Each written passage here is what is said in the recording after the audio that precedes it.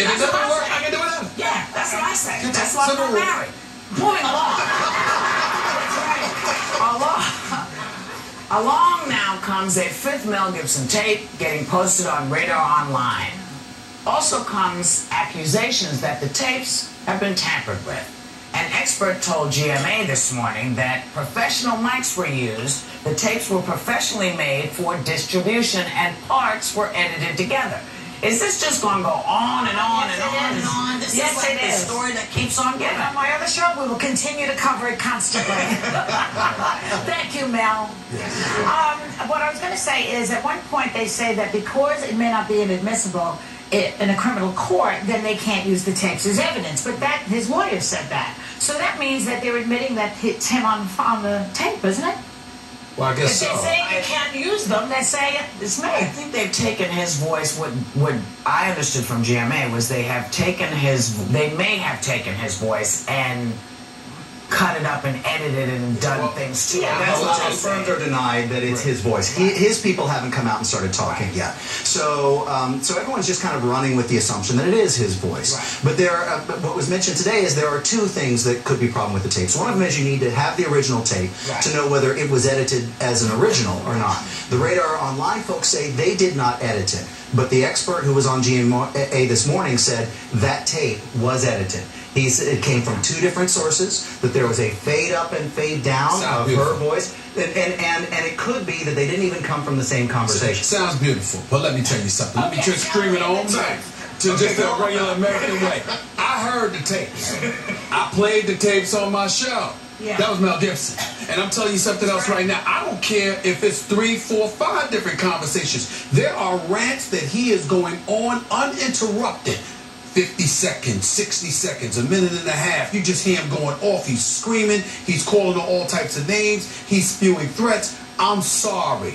There's a court of law, true. And obviously with their custody battle, because, he wants custody of the kids. She wants sole custody of the kids. Yeah. The reality is that in America, there's also the court of public opinion because he works in Hollywood. Well, Hollywood will forgive him. They will forgive him. I'll tell you something right now. I'm not going to say he's going to be unemployed, but this kind of stuff, the stuff that they've heard, I'm telling you right now, even I had to sit there and backtrack. I don't like to do that, but I had to sit back and say, it's bad.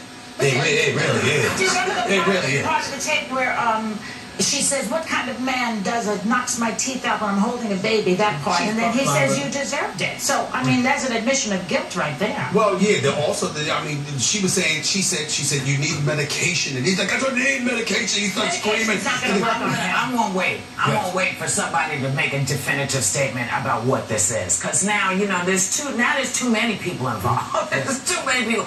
Radar's involved, and some grandmas at the tape. It's too many people. In a court of law, I have no doubt that there's something that he will be able to do to navigate himself through the situation.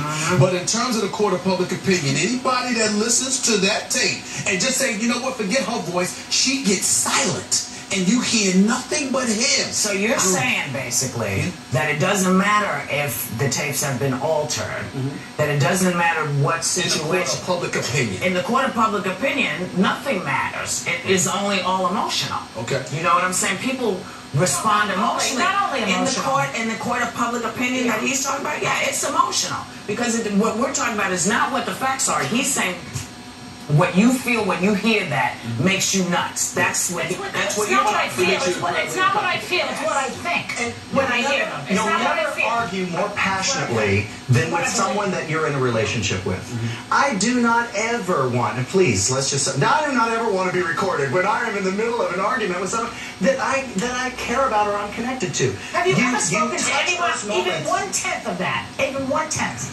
Joy, I want to say no. Probably 1/10. I want to absolutely say. I want to say no.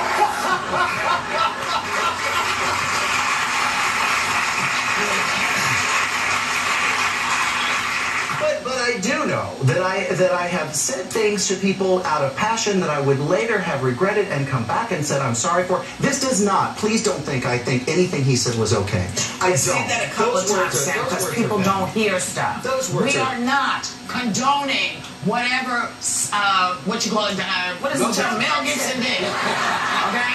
Just understand that. So we don't have another 3 weeks of this garbage. And I don't want to take those nasty phone calls that you've been getting, but here's the thing. All I'm saying is there's no winners here. Because when you're arguing and you know someone well enough to punch their buttons and you know how you want to argue back and it becomes one of those ugly things. He said all the wrong things. If she had a problem, she should have, as you said, gone to the police and said, here's my problem, and let it get I would have done exactly what she did. I would have If you were released holding your baby, if you were holding your baby and he punched you in the face, almost hitting that baby, no, you go to the police. You go to the police. I'm sorry.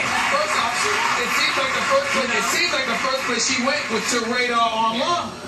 Well, she does have a restraining order, which is in effect. It's been in And effect. somebody just said to me, the 911 tapes are the tapes that we should be actually hearing of what happened initially, to find out what this series of They things were are. released, maybe. Those Yeah, maybe tapes not. were not released. But I just always say this, that I would have done the same thing to him, because I would have felt, as a woman, I would have felt powerless to defend myself against a powerful, very, very rich man who's so enraged and so insane. But he's not in the house with you.